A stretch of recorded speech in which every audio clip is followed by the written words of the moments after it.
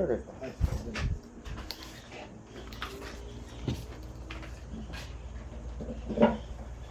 Bueno, ahora sí. Vamos a iniciar con la entrevista. Primero que nada, me presento. Mi nombre es Ezequiel Santiago Hernández. Soy estudiante de la Universidad Veracruzana en la Facultad de Ingeniería en Sistemas y Producción Agropecuaria. Es una entrevista para la materia de sistemas de producción de bovinos, a cargo del doctor Nayib Chara Car Martínez. En esta ocasión nos encontramos con el productor don Luis Escobar Ramos, en su rancho. La entrevista va acerca del contexto ganadero, desde los tomando puntos de vista internacional, nacional y regional aquí de la localidad también. Vamos a iniciar con base a la entrevista. Lo podemos ir dividiendo por bloques, que es la identificación y los sistemas. Sí. Cuéntenos sobre su rancho. ¿A qué se dedica como tal? Porque hay tres tipos de sistemas dentro de los bovinos, que es leche, carne o también los doble propósito. Exacto. Ajá. Bueno, yo me dedico desde hace ya algunos años a la producción de ganado de carne. De carne hace mucho tiempo que tenemos de animales, pero teníamos de todo, no teníamos una raza en lo particular, y entonces pues simplemente lo que hacíamos era crear a los animales. Pero hace como 5 o 6 años mi hijo me dijo que por qué no le apostábamos a una raza. Y le dije, sí, nada más que tenemos que definir qué es lo que queremos. Y nos pusimos de acuerdo y llegamos a la conclusión que aquí no es una zona para la leche. Es muy complicado, estamos en un clima tropical húmedo, Claro. En una selva alta, perennifolia, y entonces se complica la producción de leche. Las vacas no dan lo que dan en otro clima, en otros climas. Y entonces llegamos a la conclusión que lo que teníamos que hacer era apostarle a la carne. Y entonces nos decidimos por una raza que es la raza Beefmaster. Eso es lo que producimos. Tenemos pie de cría, y pues lo que hacemos es que los animales que nos van saliendo los seleccionamos. Si nos conviene quedarnos con ellos para aumentar los vientres, lo hacemos, y si no, las vendemos. Y en este caso los machos los hemos vendido incluso también como sementales algunos, porque también inseminamos. Sí, de hecho, para allá iba encaminada también esa pregunta, Sí. Que el por qué consideraba que este sistema que se eligió, el de la carne, es el que mejor se adapta aquí a la región o a la localidad. Sí, yo creo que esta zona precisamente es para la producción de carne, o se puede en algún momento apostarle al doble propósito, pero tenemos la desventaja de mucha lluvia, y entonces eso representa disminución de la producción de leche. Entonces por eso decidimos que para este clima no podíamos hacer otra cosa que no fuera carne, y a eso le apostamos. Claro. Bueno, pasando a la siguiente pregunta sería, en cuanto al contexto global a nivel mundial, hablando de las grandes potencias ganaderas como lo es Brasil, Estados Unidos, también la India, incluso otros países de acá de Latinoamérica, ¿cómo considera que influye esos conflictos internacionales en lo que, ¿cómo considera que influye en la ganadería de hoy aquí? Si impactan dentro del manejo Sí, del sí, sí, ganado. por supuesto. Yo creo que, bueno, más bien estoy seguro que aquí hay aspectos positivos de esos conflictos, tanto positivos como negativos. Uno de los aspectos positivos es que, pues digo, positivos para el país, empieza a haber un mayor requerimiento de animales, o sea, de animales en pie. Por ejemplo, Estados Unidos en este momento está teniendo una disminución con la famosa nevada de invierno que tuvieron. A ellos les afectó mucho y ellos pues requieren ganado mexicano. No es casualidad que estaba el asunto del gusano barrenador y que de buenas a primeras volvieron a abrir la frontera. Claro, con ciertas restricciones, pero tiene que ver precisamente con eso, con que ellos están tuvieron una caída en la producción bovina y entonces esa se compensa con el ganado mexicano. Ahí nos vemos beneficiados, ¿no? Claro.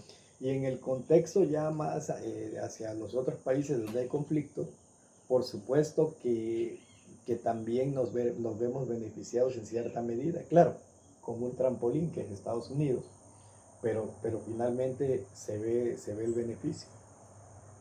Y aspectos negativos de los conflictos, por ejemplo, las potencias ya le apuestan a que el ganado que se vende, el ganado mexicano que salga, ya lleva mayores controles de calidad. Y como en algunos estados del país, como el nuestro, en Veracruz, no hay un gran control sanitario para efecto, por ejemplo, del manejo. A pesar de que somos el estado con mayor producción. Somos el mayor, creo. Sí. Estaba leyendo el otro día 291,000 cabezas. Sí, sí. Sí, me sorprendió porque yo pensé que ya no éramos el número uno y sí seguimos siendo el estado número siendo uno. el estado, no creo que seguido de Chihuahua y San Luis Potosí. Así es. Bueno, pues el asunto es que no hay los controles necesarios, entonces los productores tenemos que cumplir ciertas cuestiones, ciertas normas. Pero más allá, en la cadena viene el intermediario, que es el que finalmente se hace del dinero mayor, y de ahí para adelante es donde queda el beneficio. Y en este caso, pues esto nos impacta, por eso digo que hay un efecto negativo para el productor. Claro. Y la otra parte es que se puede decir que de una u otra forma los productores, no todos, pero muchos o varios, cuidamos el aspecto de vender animales sanos, animales de pasto. Sin embargo, ese asunto no en todos los países termina siendo lo mejor.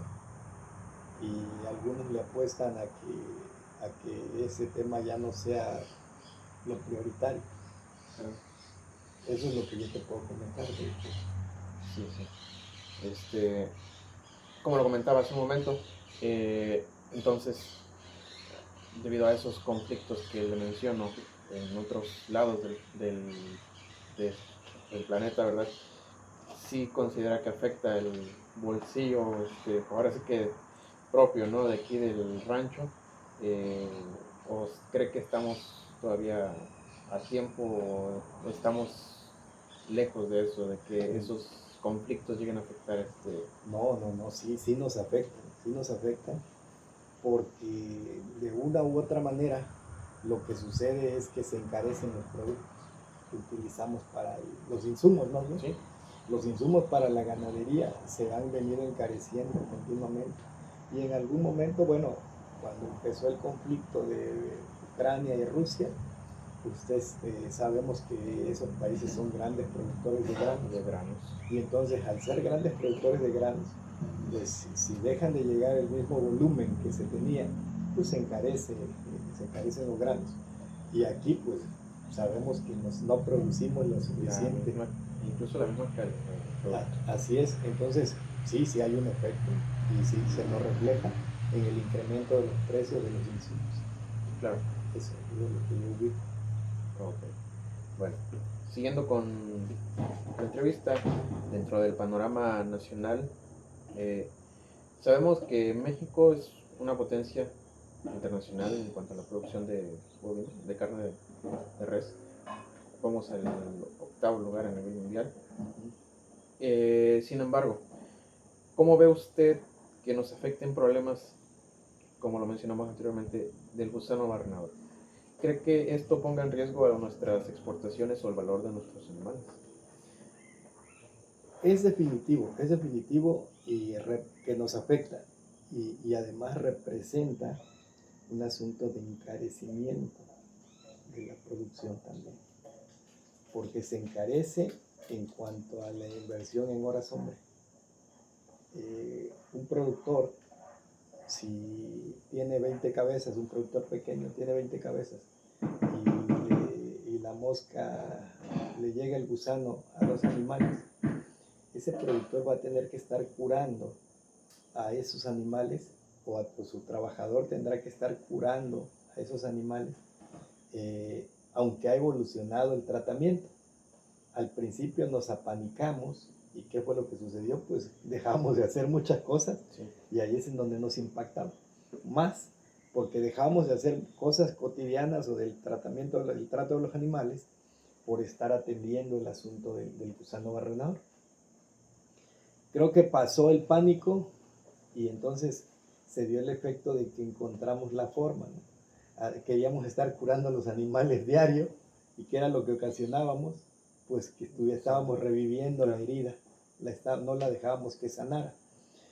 Ya llegamos al punto en donde el gusano o el tratamiento para el gusano barrenador ya lo encontramos con 3 curaciones espaciadas basta, y eso ya nos ha ayudado. Pero finalmente termina siendo un retraso y una inversión de tiempo y otros insumos. Claro. Tenemos que comprar medicamentos para poder aplicarles a los animales. Esto en los precios, en las altas esferas de que se maneja el ganado bovino, no lo ven así, ni lo consideran. Pero el productor sí está gastando más en cuidado, en tiempo y en el factor económico. Entonces, ¿qué es lo que pasa? Pues que allá el precio lo siguen manteniendo, es el mismo, y nosotros estamos desembolsando más y ganando menos. Sí, una inversión mayor. Pero además llega el momento en el que empieza la discriminación de las zonas ganaderas de aquí dentro del propio país. Por un lado, nos encontramos con el asunto de ¿cómo te diré? Vamos al norte del país, pongamos el ejemplo Nuevo León y Chihuahua. Ellos nos tachan así como diciendo, Veracruz, claro, no queremos ganado de Veracruz porque trae gusano. No queremos ganado de Chiapas porque trae gusano. No queremos ganado de Tabasco. Entonces, prácticamente el mayor daño en el país fue hacia el sur. Sí. Hacia el sur del país fue donde prácticamente nos impactó más. O sea, uno va al centro del país, yo estuve y pues ellos no hemos tenido problemas. Hacia el norte no. Pero por eso no queremos ya, y entonces ahí es en donde entra otro factor que nos afecta tanto, el tema de la inspección sanitaria o fitosanitaria, porque ellos no tienen buenas. ¿Qué era lo único que pasaba? Ejemplo, iba ganado de aquí del sur del país, y sucedió con Nuevo León, por ejemplo. En vez de revisar y atender, nada más detenían a los trailers que llevaban ganado, los detenían, pero no les estaban ni revisando ni nada. Nada más como en cuarentena los ponían ahí. ¿Y qué era lo que pasaba? Si un animal iba medio dañado, ahí le caía la mosca. Y entonces cuando llegaban allá al destino final, pues ya había un problema. Y entonces ese asunto lo tiene que absorber el productor local. La cuestión de la trazabilidad, ¿no? Exacto, exacto. Entonces, eso es lo que termina siendo un problema muy, muy fuerte para el productor. Y repito, lo del gusano nos impactó mucho a nosotros en el sur del país.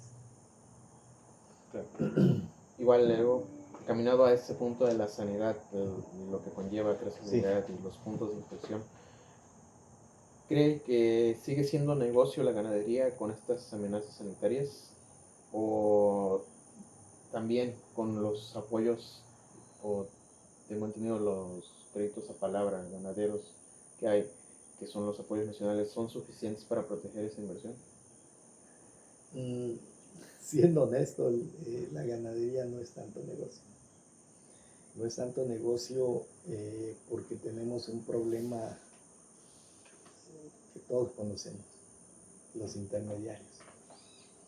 Uno puede crear bovinos y te tienes que ajustar al precio que el intermediario te ofrece. Entonces, esa cadena se va haciendo, se le unen 2 o 3 eslabones hasta llegar a la parte del sacrificio. Y esos intermediarios son los que finalmente sacan el mayor provecho. Y el productor, que fue el que hace el esfuerzo por crear a los animales, hace el desgaste, todo el trabajo, la inversión, es el que menos se ve beneficiado. Y entonces, como que vamos saliendo apenas con lo que gastamos, y a veces ni eso. Yo considero que tanto como decir que los créditos a la palabra y esto, yo siento que poco a poco ha ido desapareciendo. O sea, esos apoyos que se tenían, viciados que se tenían, pues han ido desapareciendo, y hoy en día ya no hay tantos créditos. Ya eso como que pasó a la historia. Y al ganado, por ejemplo, con el tema del gusano barredor, nos dejaron solo. El gobierno no invirtió grandes montos, o más bien hizo muy poco, claro, en atender al gusano barredor del ganado y apoyar al productor. Sí. Prácticamente como tengo entendido que hubo un cierre de fronteras, pero por parte de Estados Unidos, pero no hubo un cierre de fronteras dentro de este lado de la frontera sur. Exacto. No afectar muchísimo. Así es. Ok, bueno, siguiendo ahora, pero dentro de un contexto regional, aquí en Uxpanapa. Uxpanapa es clave para Veracruz, eso lo sabemos, pero también como habitantes de este lugar sabemos que tiene retos fuertes. ¿Usted cómo considera que influye el clima, que lo veníamos hablando hace un momento, pero sobre todo cómo considera que influye el tipo de suelo que está aquí para la producción? Pues como se sabe, aquí dentro de Uxpanapa se tienen suelos muy arcillosos, que suelen ser hasta cierto punto ácidos, suelos lubisoles o regosoles, también acrisoles, que se encuentran dentro de esta zona. ¿Cómo considera que le ayuda o le dificulta en cuanto a la, ¿cómo se podría decir?, a la producción de insumos para... Esta es una zona ganadera importante, el Valle de Uxpanapa es una zona importante. Sin embargo, está infravalorada en el estado y en el país, ni siquiera se conoce en algunos momentos. No es un clima sencillo para el tema ganadero, a veces se complica, pero lo que yo ubico como uno de los problemas centrales de aquí del Valle de Uxpanapa es que el hecho de que tengamos lluvias a casi 9 meses del año, 8 meses del año, pudiera ser positivo, claro. Tenemos el tema de que el suelo se lava, con tanta lluvia. Pero también honestamente debo decir que una de las cuestiones que más ha afectado aquí al Valle de Uxpanapa ha sido el asunto de los usos de los pesticidas, insecticidas y todo este rollo que hemos utilizado durante años y que está cambiando la cuestión climatológica aquí. Hasta el día de hoy el Valle de Ixpanapa se puede decir que es una zona ganadera buena. Aún hemos aprendido a adaptarnos al suelo, a probar diferentes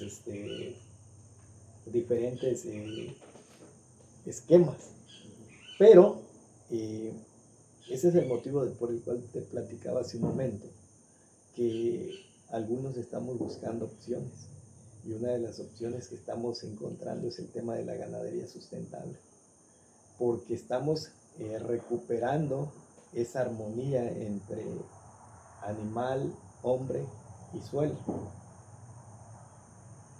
Antes nos preocupábamos mucho, y aquí sigue sucediendo en el Valle de Ixpanapa. Nos preocupamos mucho por tener pastos mejorados. Insurgente, Mombasa, Señal, MG5, cualquier. O sea, había una competencia por ver quién tenía mejores pastos, pero no ubicábamos el tema principal. ¿En dónde crece el pasto? Pues en el suelo. Y como le estamos dando en la torre al suelo, pues los pastos no son buenos. Los pastos aquí en esta zona son muy bajos en proteína.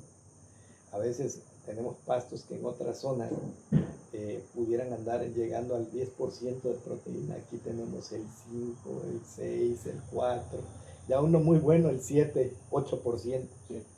Entonces, no es una zona, pudiéramos decir que la mejor para la ganadería, pero sí ha sido buena. Sin embargo, tenemos que recuperar esa armonía con la naturaleza a efecto de que podamos mantener, seguir teniendo una zona ganadera. Sí, que de hecho para allá iba la siguiente pregunta, ¿no? Ajá. En cuanto al suelo, que si le permitía producir esos insumos que en este caso se daban en ocasiones al ganado, o tendría que ser todo por fuera. No sé si me voy a entender. O sea, y este suelo que se encuentra aquí en la región permite producir a esos insumos. Sí, el suelo de aquí de Ixpanapa sí permite producir, pero casi nadie lo hace. Casi nadie lo hace porque preferimos, me incluyo, preferimos comprar los insumos ya procesados. Sin embargo, esos insumos procesados se salen de nuestro control. ¿En cuanto a qué? En cuanto a que ya traen cuestiones como pollinaza. Ya no están controlados. Ya no están controlados por nosotros. Y entonces, pues prácticamente estamos apostándole a la dependencia, que no es lo correcto. Cuando el suelo de aquí, de Ixpanapa, sí podría producir, porque hay gente que lo hace. Producción de maíz para elaborar silo, gente que siembra pasto de corte y que en su momento lo aprovecha. Sí, que eso se suele ver más allá, más para dentro, incluso allá en el poblado 2 en la Horqueta. Exacto. Es donde se suele ver más eso, que parece que acá, más llegado a la ciudad, digámoslo así, sí, que es algo raro, ¿no? Así es. Bueno, siguiendo. En cuanto a los desafíos locales, ¿cuáles considera que son los problemas más grandes aquí en el municipio? Creo que ya los hemos venido tratando, ¿verdad? Ahora sí que entre el exceso de lluvia, que el estado de los caminos o las enfermedades, ¿qué es lo que más le provoca problemas a este control? Sí. Bueno, a mí en lo personal yo ubico 3 o 4 factores que son muy delicados aquí en el valle. Y tengo que volver a repetir el tema de la lluvia. O sea, la lluvia con el tema del deslave de los suelos o la erosión del suelo es un asunto complicado. En segundo lugar, tenemos el factor de los caminos. El productor no tiene, en este caso, yo siempre he venido ubicando de muchos años aquí, que no tenemos las vías de comunicación regulares o buenas para poder sacar nuestros productos, o poder sacar nuestros animales. Entonces, tenemos que depender precisamente por eso de gente que se dedica, intermediarios que se dedican a eso. Un tercer factor que yo ubico que nos está afectando aquí al productor es el tema del CIMIGA. El tema de CIMIGA es un asunto bien complicado porque no hay una equidad. O sea, tú vas como pequeño productor o como productor y quieres aretes para tu ganado, te ponen trabas. Muchos problemas. Muchas trabas para que los obtengas. Cuando los intermediarios le dan 100, 200, 300 aretes. Sin problema. Entonces hay un acaparamiento de ese asunto. Ese es un tercer factor. El cuarto factor es la falta de educación agropecuaria, o en este caso ganadera. No estamos preparados, y no hablo de la cuestión académica, no estamos preparados para la práctica en cómo atender enfermedades. No sabemos muy bien, cada quien lo hace de la manera que... Forma, ¿no? Por su experiencia. Claro. Bueno, nos pasó con el gusano barrenador. Mucha gente todavía sigue curando el gusano barrenador, porque esto se presentó hace 28, 30 años aquí en el país, y alguien dijo que la gasolina era el primer asunto, ¿no? Y entonces, hoy que volvió a suceder lo que está sucediendo, nuevamente yo conozco productores, yo no lo hago, pero yo conozco productores que nuevamente recurren a la gasolina, y la gasolina lo único que hace es quemar los tejidos, quema los tejidos, y por eso ellos dicen que es buena para curar los animales. Sin embargo, pues no es necesario. No es necesario. Hoy hay medicamentos que se pueden utilizar para eso. Entonces, eso es un cuarto factor, el tema de CIMIGA. Y el tema de la enfermedad. Y un quinto factor que yo ubico tiene que ver con el tema de los apoyos. Estamos prácticamente solos. No tenemos apoyos. Estamos produciendo algo que es básico, fundamental, que es para la alimentación del país y del extranjero, y no tenemos apoyos. Estamos solos, trabajando solos. Casi todos, sobre todo los pequeños productores. Claro, es a los que más les afecta. Así es.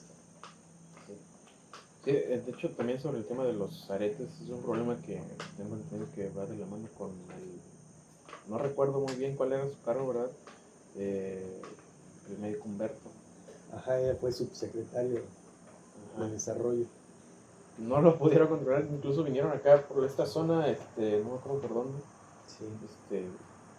atendiendo ese tema, pero igual no lo pudieron resolver. No. Pero bueno, siguiendo con la entrevista, en cuanto a la mejora y el futuro, ¿verdad? Si pudiera cambiar algo sobre su manejo técnico para adaptarse de nuevo al suelo o al clima, ¿qué es lo que quisiera implementar? Bueno, yo por principio de cuentas ya lo estoy haciendo. Y una de las cuestiones que yo ubico es que hay mucho terreno ocioso o mal aprovechado. Entonces, una de las cuestiones que yo estoy haciendo es aprovechar al máximo el suelo o la tierra que tengo. No es necesario tener grandes extensiones si no las vas a tener divididas. Claro. Los productores, yo ya no lo quería entender, ya lo entendí hoy en día, que tenemos que apostarle a la ganadería sustentable y que en este caso eso nos lleva a ubicar que tenemos que cambiar algo tan sencillo, dejar de utilizar el alambre de púas y utilizar el alambre para cerco eléctrico. Sí. Es más barato y se puede eficientar. En la medida en que utilizamos espacios pequeños para tener a los animales, se da un proceso que es cíclico. Regeneración. Sí. Exacto, ¿qué es lo que quieren? Dicen por ahí, ¿qué es lo que quiere la hierba? La hierba quiere que la caguen, que la meen, que la caguen, que la meen, que la pisen y que la dejen descansar. Entonces tenemos que aprender eso. Al utilizar espacios más pequeños, lo que vamos a lograr es que toda la defecación de los animales, el estiércol, el orín, se va a quedar en un espacio, en ese espacio pequeño, y eso va a fertilizar. Claro. Entonces, si estamos hablando de cambiar, en principio eso es lo que tenemos que cambiar. Tenemos que entender, ese es otro cambio que yo también ya estoy haciendo, tenemos que entender que no podemos seguir siendo dependientes de los pesticidas, de cuestiones con las que fumigamos. Ya el suelo no debe ser fumigado, solamente en casos necesarios, pero de otra manera ya no. Entonces eso es lo que estamos haciendo también.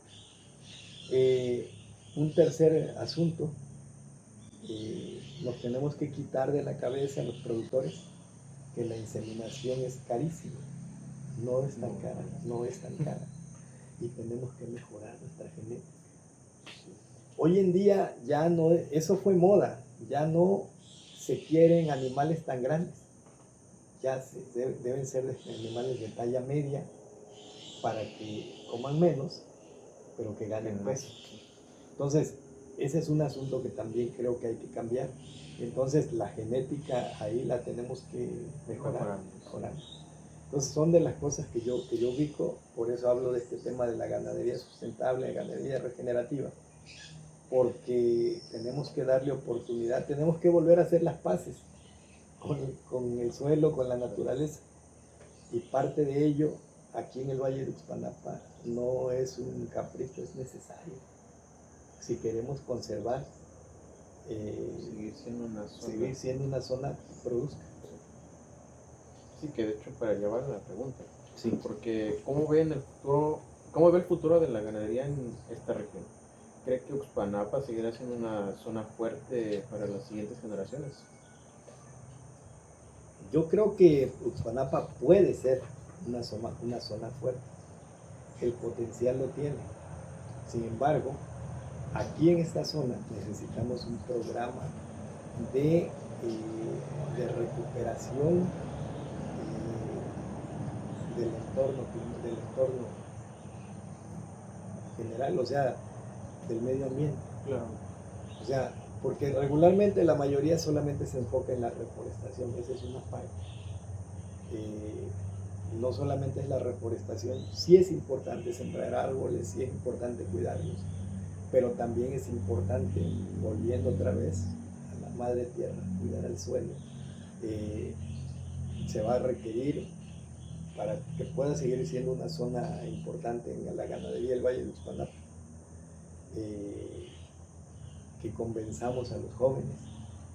Porque también implica un tema social, eso que si lo vemos así, en lo personal yo no he visto tanta gente, incluso de mi edad, interesada en esos temas. Es muy necesario también eso, una parte social en cuanto a la educación agropecuaria, como lo mencionaba usted, que no es meramente académica, ¿verdad? No se ve una inversión en eso. Exacto. Y eso, si no lo hacemos, en el pecado vamos a llevar la penitencia. Porque entonces, ¿quién va a producir? Somos parte del sector primario. Y como sector primario, pues, los intermediarios, yo siempre les digo, no, es que dicen, es que nosotros queremos becerros. Sí, no conviene crear. ¿Y de dónde van a surgir los becerros? ¿De dónde van a nacer?